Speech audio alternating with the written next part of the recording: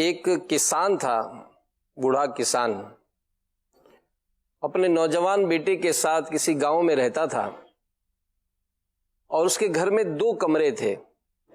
ایک کمرے میں باپ بیٹا رہتے اور دوسرے کمرے میں انہوں نے ایک گھوڑا پالا ہوا تھا، اور اس گھوڑے کی حقیقت یہ تھی کہ یہ گھوڑا بچپن میں اس کو کہیں سے بچہ ملا جس نے اس کو پالا، تو جیسے جیسے یہ بڑا ہوتا گیا تو ظاہر ہوا کہ بھائی یہ تو بہت ہی اعلیٰ نسل کا گھوڑا ہے، قد کاٹ بھی اور بڑا اس کی کٹ شٹ نکلے ہوئے۔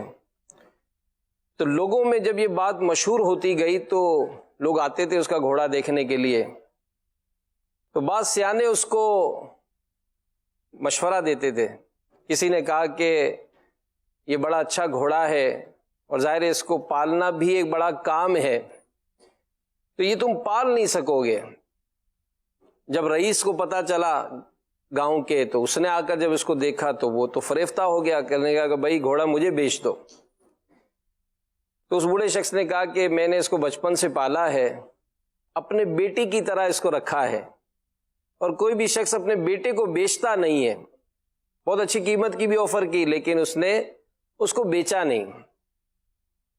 ایک دن ایسا ہوا کہ جب صبح یہ دونوں باپ بیٹے اٹھے تو برابر والا جو کمرہ تھا وہ کھلا ہوا تھا اور گھوڑا غائب تھا۔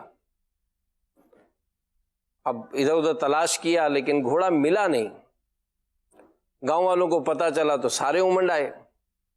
اب جن لوگوں نے اس کو بیچنے کا مشورہ دیا تھا وہ کہا کہ ہم تو پہلے ہی کہتے تھے اتنا قیمتی گھوڑے کی حفاظت تم کر نہیں سکو گے، اب دیکھو رو اپنے نصیب پر، اچھی بھلی قیمت مل رہی تھی، کچھ بھی نہیں ہوا، تمہاری قسمت ہی پھوٹی ہے۔ اس طرح سے لوگ اس کو ملامت کرنے لگے۔ تو بڑا شخص کہنے لگا کہ بھائی میرے پاس ایک گھوڑا تھا، یہ بھی صحیح بات ہے، بڑا خوبصورت تھا، یہ بھی صحیح بات ہے، اور آج جب میں اٹھا ہوں تو گھوڑا نہیں ہے، یہاں تک تو صحیح بات ہے۔ اب یہ گھوڑا گم ہو جانا، چوری ہو جانا، اس میں میری بدقسمتی ہے، یہ کیسے میں قبول کروں؟ تو لوگ اس کے جواب پر بڑے حیران ہوئے گئے، لگتا ہے بڑے میاں کا دماغ چل گیا ہے، گھوڑا جو گم ہو گیا اس کا۔ بہرحال کچھ دن گزرے تو اچانک وہ گھوڑا جو تھا وہ واپس آ گیا، اور اپنے ساتھ 21 اعلیٰ نسل کے گھوڑے بھی لیتا آیا۔ اب جیسے ہی لوگوں کو پتا چلا تو لوگ تو خوشی کے مارے مٹھائیاں لے کر آ گئے، او ہو بھائی تمہارے تو بڑے نصیب چمک اٹھے، تمہارا گھوڑا 21 گھوڑے لے آیا، یوں کر کے اس کو مبارکبادیں دینے لگے۔ اس بوڑھے نے کہا کہ بھائی میرا گھوڑا واپس آ گیا، یہ صحیح ہے، 21 گھوڑے لے آیا، چلو یہ بھی صحیح ہے، مگر اس میں یہ میری خوش قسمتی ہے، یہ کہاں سے میں قبول کروں؟ اب جیسے اس کا یہ جواب سنا تو لوگوں کے منہ بن گئے کہ یار بڑا عجیب آدمی ہے۔ خیر کچھ دن گزرے، وہ نوجوان لڑکا جو اس کا تھا وہ کسی جنگلی گھوڑے کی مالش کر رہا تھا، اس جنگلی گھوڑے نے جو ہے اس کو لات ماری، وہ جا کے دور گرا، یہاں تک کہ اس کا پاؤں ٹوٹ گیا۔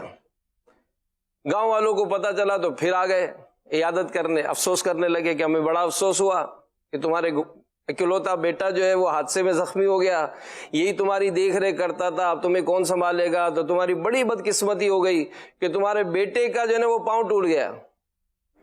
تو بوڑھا شخص کہنے لگا کہ بھائی میرے بیٹے کو حادثہ ہوا، یہ بھی صحیح، اس کا پاؤں ٹوٹ گیا، یہ بھی صحیح، مگر اس میں میری بدقسمتی ہے، یہ کیسے میں قبول کروں؟